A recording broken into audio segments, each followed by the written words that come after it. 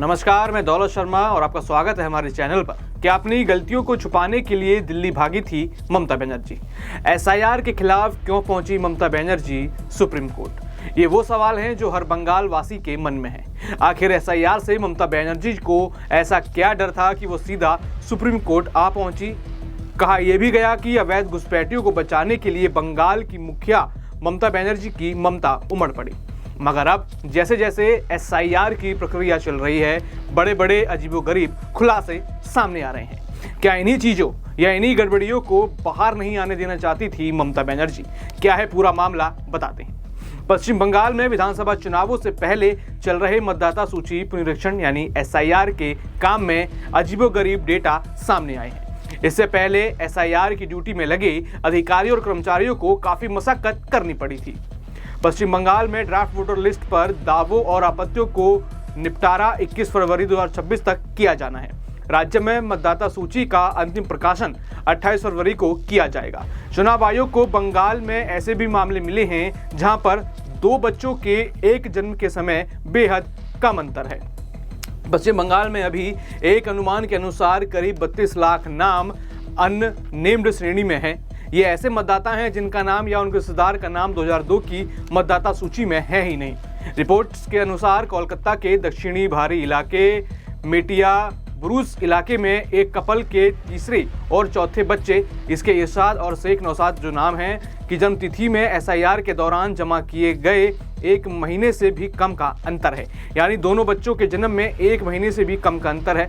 उनके डॉक्यूमेंट में उनकी जन्म तिथि 5 दिसंबर 1990 और 1 जनवरी 1991 लिखी है। चुनाव आयोग के अधिकारियों ने बताया कि परिवार के सभी 10 सदस्यों की पहचान हो गई। ऐसा लगता है कि उनके माता पिता एक ही हैं। सुनवाई के दौरान जमा किए गए सभी 10 गिनती फॉर्म और डॉक्यूमेंट में ऐसे अब्दुल नाम पिता के तौर पर लिखा गया है, जबकि मनोवारा बीवी का नाम लगातार मां के तौर पर लिखा गया था। पिता का नाम अब्दुल है। 10 बच्चों में से 4 का जन्म 1 जनवरी को हुआ। 10 में एक ही घर के निवासी हैं, यानी जो 10 परिवार के जो जन हैं वो एक ही घर के निवासी हैं, जो एक ही इलाके में आ जाता है। सुनिए इस पूरे मामले पर बीजेपी बंगाल प्रेसिडेंट समीक भट्टाचार्य क्या कहते हैं, एसआईआर को लेकर क्या कहा। चुनाव आयोग एक संवैधानिक संस्था है। सिर्फ एक ही प्रदेश में हल्ला हो रहा है, वो है पश्चिम बंगाल। किसी राज्य की मुख्यमंत्री जो संविधान की शपथ लिया है, खुलेआम वो एक संवैधानिक संस्था के ऊपर आक्रमण कर रहे हैं। बहुत सारे गंदा शब्द का भी इस्तेमाल कर रहे हैं। सिर्फ यही नहीं, मुख्यमंत्री खुद सुप्रीम कोर्ट में जाकर उसका ऊपर राजनीतिक एक प्रेशर माउंट करना चाहते हैं। ये लोकतंत्र के लिए एक बहुत बड़ा खतरा है। जुडिशियरी के ऊपर ऐसा दबाव डालना ये किसी राज्य के मुख्यमंत्री को शोभा नहीं देता। नतीजा क्या हुआ? तृणमूल सरकार गलत थी, इसी का कारण ऐसा हुआ। आज जो प्रक्रिया पीछे चले गए उसका कारण कौन है? जिम्मेदार कौन है? तृणमूल कांग्रेस, पश्चिम बंगाल सरकार, मुख्यमंत्री ममता बनर्जी और उसका पार्टी। तो सारे प्रशासन को इन्होंने लगाया सिर्फ ये प्रक्रिया हो नहीं पाए, एसआईआर बंद हो जाए। लेकिन हम लोगों को भी स्टैंड क्लियर है, नो एसआईआर नो वोट। हम लोग तो चाहते हैं कि गणेश कुमार जी खुद चलकर कलकत्ता ऑफिस में आए, वो दौरा करे। नॉर्थ 24 परगना, साउथ 24 परगना, मुर्शिदाबाद, हावड़ा, क्या चल रहा है एसआईआर का नाम पर? बीएलओ का ऊपर दबाव देकर तृणमूल कांग्रेस किसी का स्पेलिंग चेंज कर रहे हैं। समाज में प्रतिष्ठित जो लोग हैं, जो सेलिब्रिटीज है, उनको भी सुनवाई के लिए आना पड़ रहा है। कारण क्या है? जानबूझ के किया जा रहा है, जो जनता का अंदर एक रोष तैयार करने के लिए। लेकिन आज सुप्रीम कोर्ट ने साफ कर दिया, जिस एसआईआर होगा, पश्चिम बंगाल कोई अलग राष्ट्र नहीं है। भारत की संविधान पूरा देश में लागू है और चुनाव आयोग का जो प्रक्रिया वो पूरा देश में चलेगा। एसआईआर होगा, होकर रहेगा। एसआईआर को मानना पड़ेगा। ये आज सुप्रीम कोर्ट ने क्लियर कर दिया। आप आरोप लगा रहे हैं जो है वो एसआईआर की प्रक्रिया को हाईजैक करने का प्रयास कर रही हैं, जिस प्रकार से आप आरोप लगा रहे हैं कि बीएलओस के ऊपर दबाव है, नाम बदला जा रहा है। आप किसी भी पत्रकार के पास चले जाइए, आम जनता के पास चले जाइए, बीएलओ से बात करिए, ईआरओ कौन था, क्यों माइक्रो ऑब्जर्वर को लाना पड़ा, वो लोग उसका काम नहीं कर रहे हैं, दे आर अंडर प्रेशर। एक बीएलओ महिला उसका हस्बैंड के ऊपर जानलेवा हमला तक किया। ये प्रोसेस हाईजैक करने वाला बात नहीं है, पूरा प्रोसेस को समाप्त करने का बात तृणमूल कांग्रेस कर रहे थे। जो एसआईआर होगा नहीं, एसआईआर का नाम पर ये लोग एनआरसी कर रहे हैं, ऐसा बयान आया तो ये सारे दुनिया का सामने स्पष्ट है कि तृणमूल कांग्रेस क्या करने चाहते थे।